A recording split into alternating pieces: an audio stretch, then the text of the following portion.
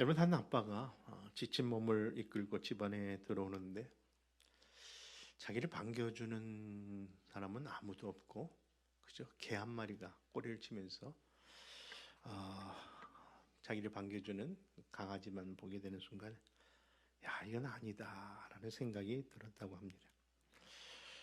정말 아내와 아이들에게 좀 섭섭한 마음이 들면서 가족들을 불러놓고, 어떻게 아빠가 들어오는데 너들은 어떻게 방에서 나오지도 않고, 자기는 어 아무리 내가 늦게 온다 할지라도 저녁 하나 준비하지 않냐고, 그렇게 안타까움에 소리를 질렀다고 합니다. 그 얘기를 듣고 있는 가족들이, 그리고 또 그 자녀들이, 그리고 그 아내가 또 미안한 마음이 들었는지 그렇게 아빠가 힘들고 어려운지 또 외로운지 몰랐다라고 하면서, 어떻게 이 집에 나를 반겨주는 것은 강아지밖에 없냐고 막 얘기를 또 하니까, 그때서야 가족들이 회의를 하고 이렇게 결정했다고 합니다. 우리 아버지를 위해서 우리 강아지 한 마리 더 키우자. 저를 비롯한 아버지 여러분, 너무나 공감하면서 우리가 아버지의 오늘의 현실을 직시하실 텐데, 그래도 기죽지 마십시다. 오늘 아버지의 위상과 권위가 낮아진 것은 사실이지만, 우리가 아버지라는 것만으로도, 여러분, 그렇게 세움 받았다는 것만으로도 축복인 줄 믿기 때문입니다.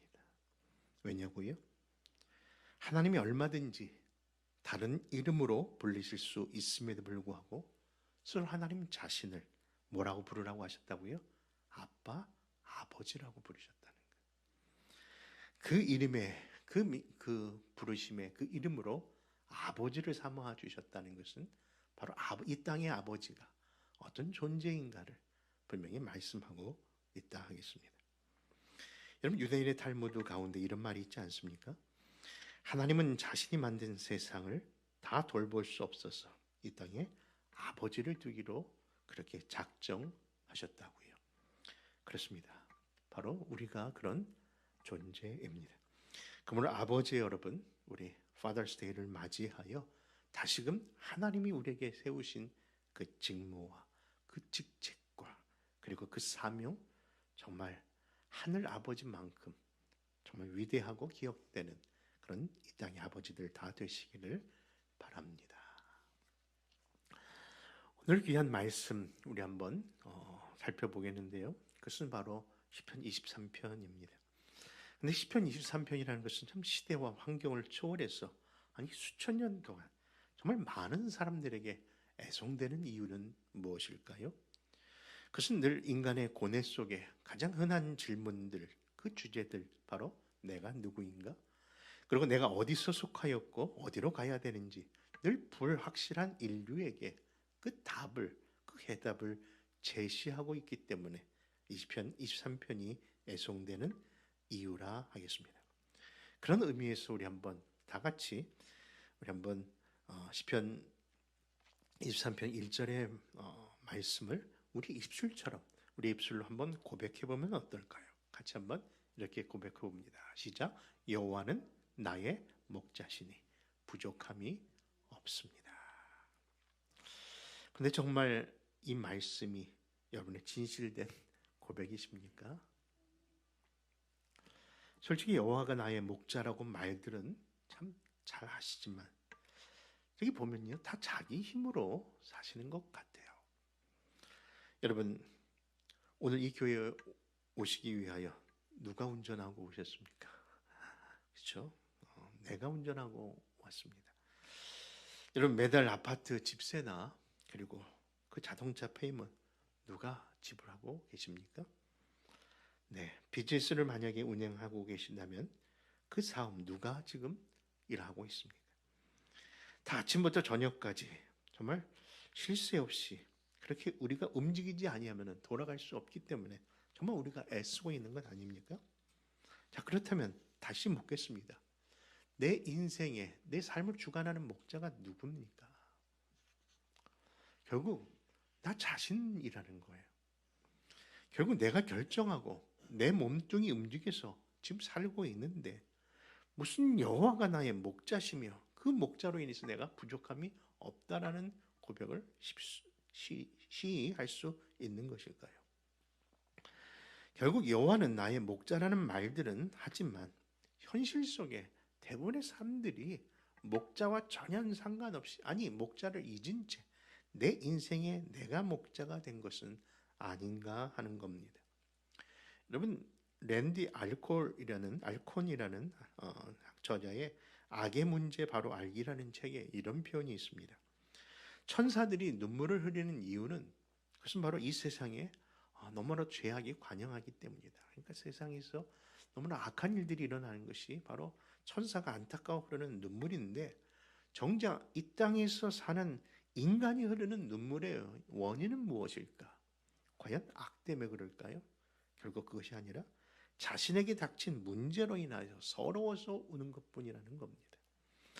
여러분, 그렇습니다. 솔직히 우리 인간 사회에서 나와 관계없는 일에 간절함이 있던가요? 그런 슬퍼함이, 그런 동감이 있나 하는 겁니다. 결국 나 자신의 문제에만 관심이 있을 뿐, 냉정하게 말해서 타인의 아픔, 타인에 대한 무관심한 것이 오늘날의 모습입니다. 여러분, 그런데 성경에서 인칭 대명사로 사용되는 늘 단어들을 보면은 참 신기하게 우리라는 단어가 늘 있습니다. 그렇죠? 하나님도 누구의 하나님? 우리의 하나님이시고요. 이 교회도 누구의 교회? 우리의 교회이고, 우리의 가정도, 심지어는 제 집사람도 표현할 때 우리, 그렇게 하면 말이 안 되지만은 우리 와이프라고도 표현합니다. 심지어는 그 하나님 아버지도 우리 아버지이십니다. 이것이 바로 인간이 사회라는 공동체 안에 속해 있기 때문에 의식을 하든 안 하든 항상 우리라는 그런 단어로서 우리의 삶에 그 인칭 대명사가 항상 우리라는 주어로 쓰게 되어 있는, 나도 모르는 특별한 은혜가 그 안에 있는 것이죠. 그런데 우리가 읽은 오늘 시편 23편에서의 인칭 대명사는 우리입니까? 아니면 나입니까? 여러분, 여호와는 나의 목자시고 내게 부족함이 없다라고 표현하고 있는 것입니다. 그래서 이 시편 23편이 믿는 사람에게만 좋아하는 말씀이 아니라 믿지 아니하는 사람들도, 하나님을 모르는 사람들도 이것을 애송하는 이유가 그들의 삶에 딱 어울리기 때문에, 늘 자기만을 생각하는 이기적이고 비이타적인 사회 속에서 우리가 생각할 수 있는 그런 주어가 바로 나라고 하는 것에 강조점이 있어서 사람들이, 안 믿는 사람들도 좋아하는 이유는 아닌가 하는 겁니다. 그러나 시편 23편의 저자가 우리들에게 시사하고 가르치는 것은 비록 이것이 나의 여호와의 목자시고 내게 부족함이 없다라고 표현하고 있지만, 이것은 결코 개인적이나 이기적인 의미에서의 목자를 이야기하는 것은 아닌 겁니다. 그것은 바로 우리의 구원자의 의미 안에서, 바로 구원자가 개인적 의미 안에 구원이기 때문에 이 말씀을 하는 것뿐만 아니라, 결국 우리가 개인적으로 하나님을 만나서 신앙생활을 하고 있지만 결코 이 교회라고 하는 공동체를 떠나서는 아무것도 할 수 없다는 것을 말씀하시면서, 이 공동체에 속한 모든 사람들이 각 개인의 입을 통해서 여호와가 나의 목자임을 다 고백해야 한다는 주의 음성으로 듣기를 바랍니다. 그렇습니다. 우리 모두가 이 시편 23편에 말씀하시는 그 목자가 단순히 나의 소유나 관계에 있어서의 하나님이 아니라 곧 나의 생사화복을 주장하시고 우리를 구원하실 참 목자라는 사실을 기억하고, 그 고백이 우리 모든 교회 안에 있는 공동체의 같은 고백되기를 소망합니다. 여러분, 이스라엘 광야에서 양과 목자를 생각해 보십시오. 양들에게 있어서 목자는요, 늘 말 그대로 생과 사의 모든 문제가 그 목자에게 달려있는 존재입니다. 그래서 대부분의 구약의 인용문들을 보면요, 이스라엘 백성들이 그 광야 40년 동안을 마치 목자와 양 같은 관계로 교훈하고 있는 겁니다. 그렇습니다. 아무것도 없는 광야에서 그 백성을 인도하신 여호와 하나님은 정말 유일한 목자였기 때문입니다. 바로 그 사실을 기억하는 다윗이 20편, 23편을 통해서 뭐라고 고백한다고요? 바로 그런 모습 안에서 여호와가 나의 목자임을 고백하는 겁니다. 여러분, 그러므로 사랑하는 우리 형제, 자매 여러분, 여호와가 여러분의 정말 목자이시기를 먼저 축원드립니다. 근데 왜 우리는 그 같은 목자이신 여호와 하나님을 고백하면서도 그렇게 확신에 찬 내게 부족함이 없습니다의 그 이어지는 말씀에서는 우리가 그렇게 확신에 찬 모습을 드러내지 못하는 이유는 무엇일까요? 그것은 바로 서두에 드린 말씀처럼 여호와가, 아니 여호와만이 나 자신의 목자가 아닌 것은 아닐까. 다시 말해서 하나님 말고도 또 믿는 구석, 믿는 다른 목자가 있는 것은 아닌가 하는 겁니다. 여러분, 만약에 여러분이 한 목자의 그 양이라면 양은 그 한 목자만을 섬겨야 하는 겁니다. 이스라엘 성지순례 하셨던 목사님이요, 특별한 목동 체험을 할 기회가 있으셨는데 어느 날 여러 목동과 함께 양들을 풀을 먹이다가 큰 비가 내리자 급하게 양들을 동굴 안에 다 피신시킨 적이 있었다고 합니다. 너무나 갑자기 생긴 일이라 서로 다른 목동들과 양들이 다 뒤섞여서 그 동굴 안에 있는 겁니다.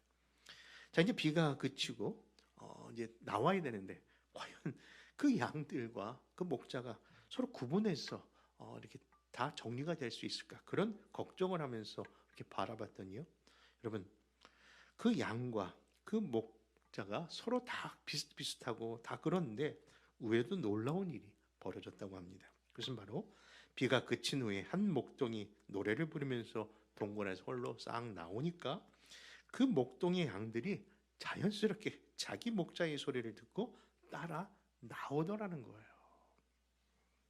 그리고 다른 목자도, 양들도 서로 자기 양과 서로 목자를 알면서 그렇게 따라갔답니다. 여러분, 그렇습니다. 양은요, 반드시 자기 목자만을 따라가야 되는 겁니다. 근데 왜 우리는 그러하지 못하는 것일까요?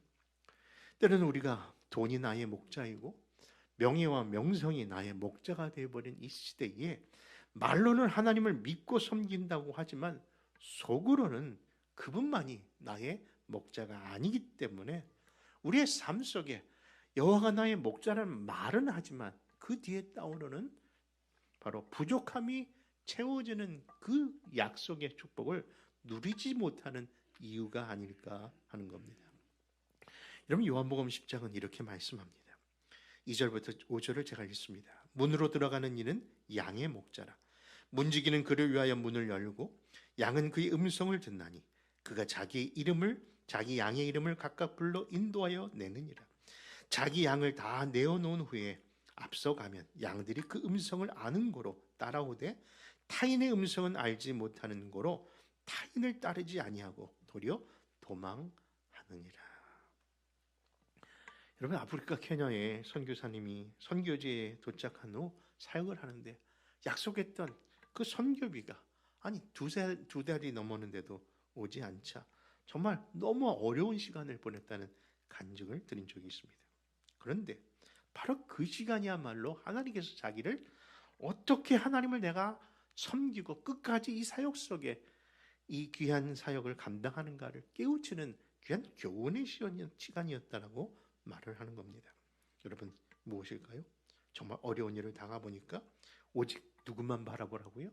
하나님만 바라보게 되었음을, 결국 그 두세 달이 결국 자신의 이 아프리카 사역의 그 원동력이 되었던 교훈이었다는 겁니다. 여러분, 그렇습니다. 늘 신앙의 실체는요, 언제 드러납니까? 좋을 때요, 편안할 때 아니더라고요. 진짜 어려움이 닥치고 고난과 역경이 있어야만 양은요, 목자의 귀함을 알고 그 목자를 바라보는 신실한 신앙이 그때서야 다시 확립되더라고요. 그러므로 여러분, 늘 여호와가 나의 목자임을 확실히 고백하는 우리 모두가 되시기를 바랍니다. 여러분, 고아의 아버지라 불렸던 조지 물러 목사님, 목회자로 사역하던 당시요, 그가 영국의 대공황시에 성도들이 하루살이가 너무 힘들었어.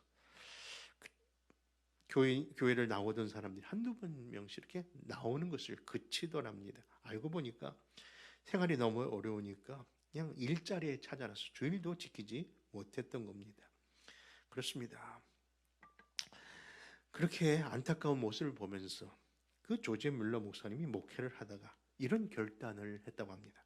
오늘 본문의 말씀, 오직 여호와가 나의 목자임을 정말 믿고 산다면 결코 우리의 삶에 부족함은 없을 것이라는 그것을 설교로서가 아니라 진짜 자기의 입술이 아니라 자기의 삶을 통해서도 보여줘야겠다 생각하면서 일반 목회에서 고아원 사역으로 그렇게 변형이 되었던 계기였다는 겁니다.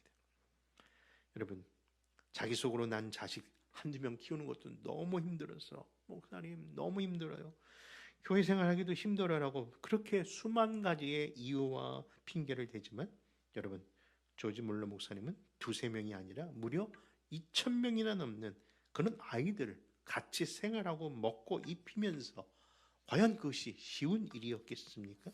그런데 그 귀한 목사님은요, 정말 그 말씀 그대로 여호와는 나의 목자시니 내게 부족함이 없습니다라는 것을 100% 신뢰하고 그렇게 믿고 그 말씀대로 사역하셨다는 겁니다. 실질적으로 그 사역 속에 개인적으로나 사회나 어떤 단체에 손을 빌려가면서 도와달라고 해본 적이 없다는 겁니다. 그렇게 필요하면은 늘 자기가 기도하는 그 기도방에 들어가서 그 기도의 방에 그 구멍이 날 정도로 무릎을 꿇었던 두 구멍이 있는 것처럼 그렇게 무릎을 꿇고 하나님의 약속을 붙잡고 하나님 귀한 사역 감당하게 해달라고 기도했을 뿐이라는 겁니다. 어쩌다 어떤 분들이 찾아오셔서 많이 어렵다면서요, 힘들다면서요, 제가 얼마나 좀 도와드릴까요, 제가 뭘 해주면 좋겠습니다라고 그렇게 자기 마음을 흔드는 이야기를 할 때마다 저한테 그 얘기 하지 마십시오. 저에게 묻지 마십시오. 도리어 하나님께 기도하십시오. 하나님이 뭐라고 하시는지 듣고 그리고 그렇게 하시면 됩니다. 저에게 굳이 말씀 안 하셔도 됩니다. 여러분, 어떻게 그 어려운 상황 속에서도 그렇게 당당하게 말할 수 있었을까요? 그것은 바로 조지 물러 목사님은 정말 여호와가 나의 목자임을 100% 신뢰하고 확신하고 그렇게 살았기 때문입니다. 사랑하는 형제 자매 우리 성도 여러분, 우리도 여호와 하나님만이 나의 목자입니다라고 제대로 한번 고백하며 사십시다. 서두에 드린 예화, 이스라엘 목자 체험을 하던 당시 그 목사님이 머물던 목장에 화재가 있었는데요, 그때 창고 안에 저장된 깨다발에 불이 붙으면서 정말 빨리 도피시키면 안 되는 그런 난감한 일들이 그 안에서 이루어졌다고 합니다. 근데 어찌 된 일인지 그 창고 안에 있었던 그 양들이요, 거기서 빨리 뛰쳐나와야 되는데 아무리 목자가 외치고 지팡이와 막대기로 그를 다스리면서 어떻게든지 끌어내리려고 하는데, 아니 이 양들이 도대체 그 양들이 목자의 말을 듣지 않더랍니다.